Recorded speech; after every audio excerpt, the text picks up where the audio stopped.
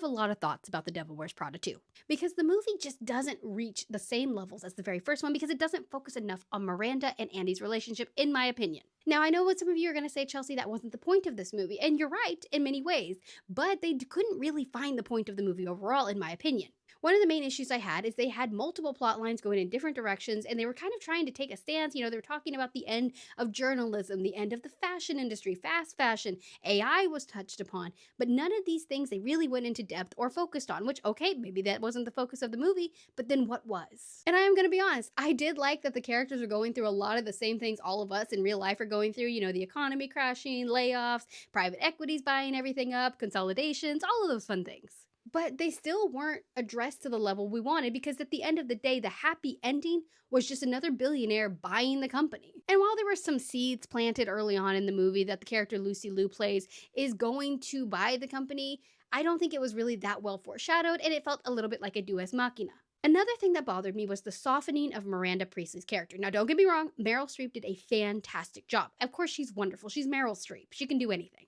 But she was softened for not really any reason. I guess you could argue maybe her age, or there was a couple jokes about HR in there, but her relationships with the other characters were much softer. She wasn't as mean, she wasn't as snarky. She had a little bit of bite to her, but it was nowhere near the level of the first film, and I just watched that one yesterday, so I know what I'm talking about. Don't get me wrong, the writing was still pretty good, honestly, and there were some really memorable lines. I will probably be quoting "May the bridges I've burned light my way" for the rest of my life. And of course, the entire cast's performances were stunning. The art design, the fashion, everything was really nice. I do miss some of the color from the first film, but I know that set designers have made comments about how they can't find colorful places to film anymore, so that might just be a global issue. The lighting was also so-so. I didn't find it distracting. I do wish we could get rid of Netflix lighting in films and go back to the old school kind of warm tones, but that's, once again, not something that is significant to this film.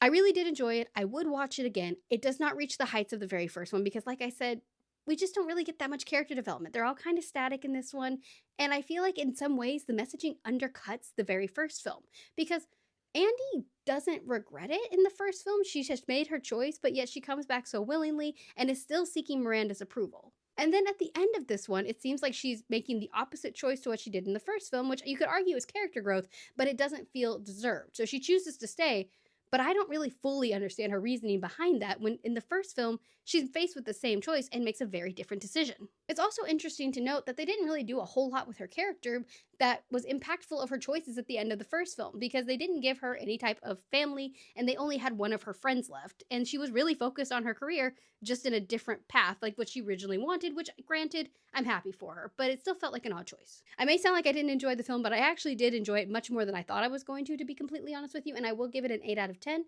And I would recommend it if you enjoyed the first film. You're going to have a good time. Just don't expect the art that is the first one.